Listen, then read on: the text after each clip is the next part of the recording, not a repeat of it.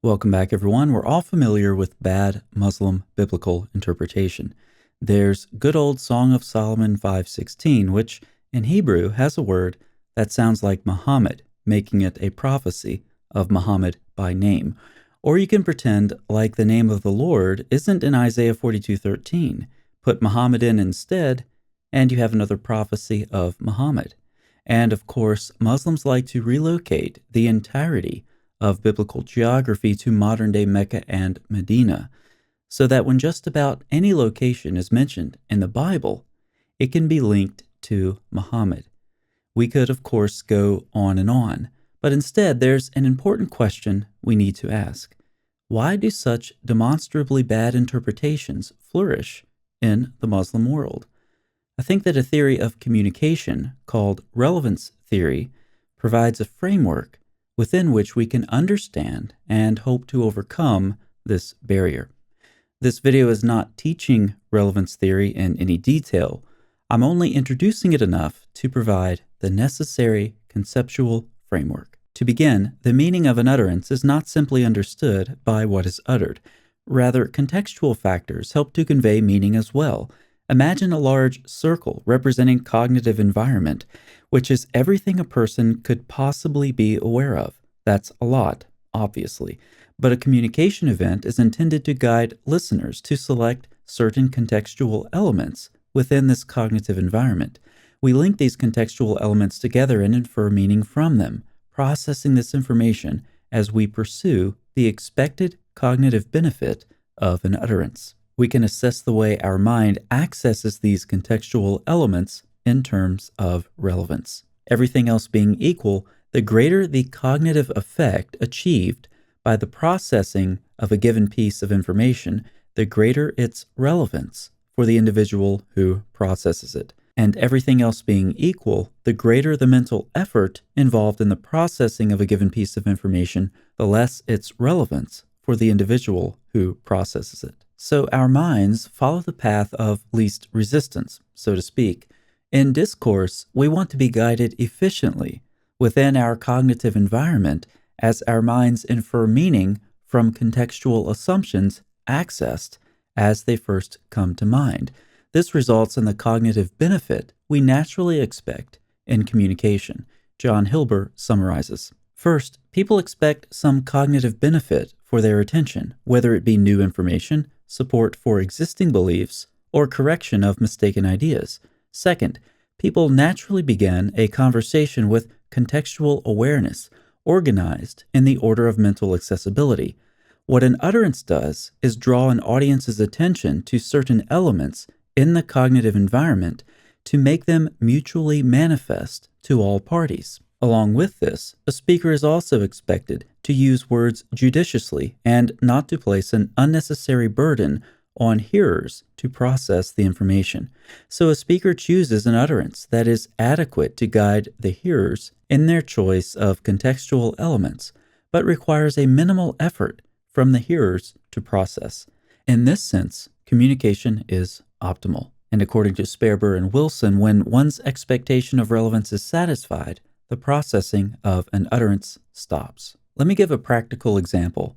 Suppose I tell someone, guess what time it is. They don't know the content of that statement based just on those words. So let's add some contextual factors. Now I'm standing by my front door with my hand on the doorknob. I'm anxiously tapping my foot and anxiously checking my watch. And then I say to someone, guess what time it is. The person I'm speaking to hears the statement and knows that merely guessing the time seems like a rather pointless endeavor. So they begin to search for more meaning because they assume I'm not saying something trivial with no real cognitive effect. Otherwise, there's no point in communicating at all. Their expectation of relevance has not been satisfied. So they continue processing my statement while linking together those contextual elements. They see me tapping my foot and looking at my watch. Drawing from those factors, as well as their own knowledge of the time of day, the schedule for that day, and so forth, they correctly interpret my statement, in this instance, as we're late. it's time to leave. When we look at the Bible and the Muslim world, we see several major problems given the preceding, all too brief, introduction to relevance theory.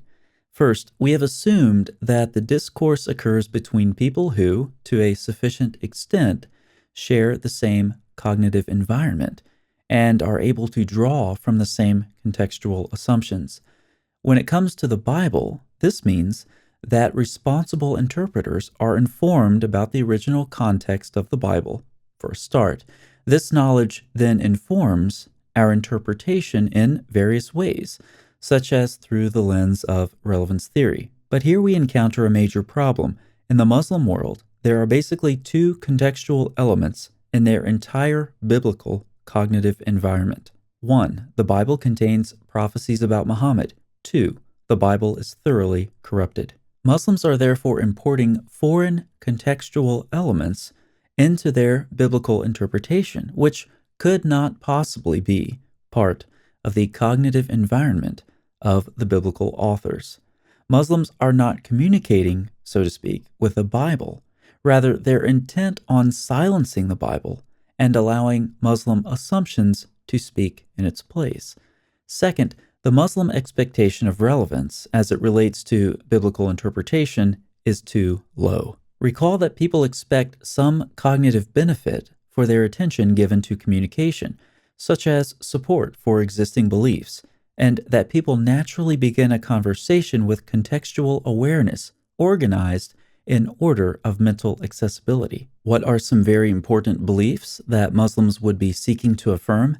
And what are some immediately available assumptions in their cognitive environment?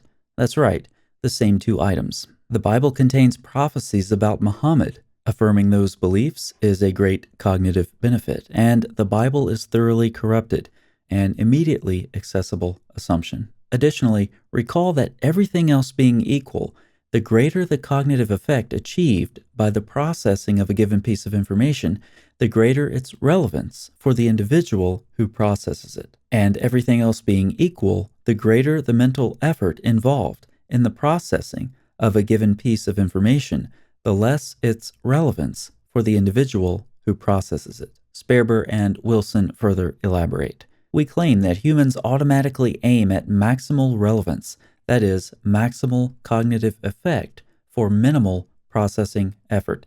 This is the most general factor that determines the course of human information processing. It determines which information is attended to, which background assumptions are retrieved from memory and used as context, and which inferences are drawn. Having the Bible affirm Muhammad is a massive cognitive benefit for Muslims and is therefore optimally relevant for them, but not for interpreting the biblical text. In the same way, believing the Bible is corrupted takes minimal mental effort, since it is a contextual assumption immediately available in the Muslim world. The massive cognitive benefit and immediately available assumptions combine for an optimally relevant interpretation for Muslims. But a few seconds or minutes of honest, thoughtful reflection on Muslim biblical interpretations would expose them as really bad interpretations. So why don't Muslims reflect on these issues more thoughtfully? Because they've stopped processing too early. Their expectations for relevance are prematurely satisfied. Stephen Pattimore states, exegetical interpretations are further distinguished as spontaneous or literary. Both of these depend crucially on the reader recognizing the writer's intentions. The difference between them is that while a spontaneous interpretation, such as a casual reader or inexperienced reader might make, may reach optimal relevance for that reader, insufficient effort has been expended to achieve an optimally relevant interpretation of the text. As long as Muslims continue to seek optimal relevance for themselves, they'll never achieve optimal relevance for interpreting the biblical text. In summary, relevance theory attends to, among other things, contextual assumptions used to infer meaning during communication, how those assumptions are processed, and when processing stops. Using relevance theory as a conceptual framework, we have suggested reasons bad Muslim biblical interpretation persists. Muslims are not aware of the context, meaning the subset of the cognitive environment, of the biblical authors. Rather, they read their own assumptions into the text. The discourse from Bible to Muslim reader is therefore interrupted from Bible through the assumptions of the Muslim world to the Muslim reader. Because of their flawed assumptions, Muslim interpretation of the Bible appears to be optimally relevant. Seeing Muhammad in the Bible has a high cognitive benefit of affirming previously held beliefs, therefore greater relevance.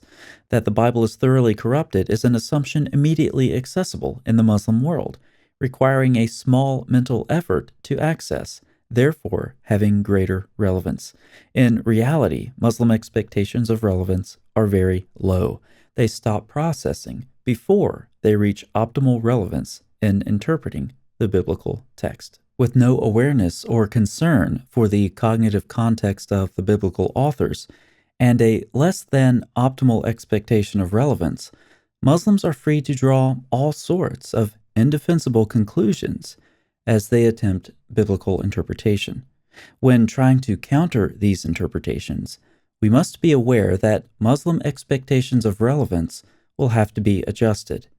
They'll have to learn to expend more mental effort, and the cognitive benefits may change in an uncomfortable way from affirming prior beliefs to correcting them.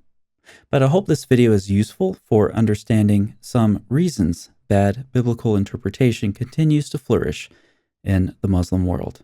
Thanks for watching.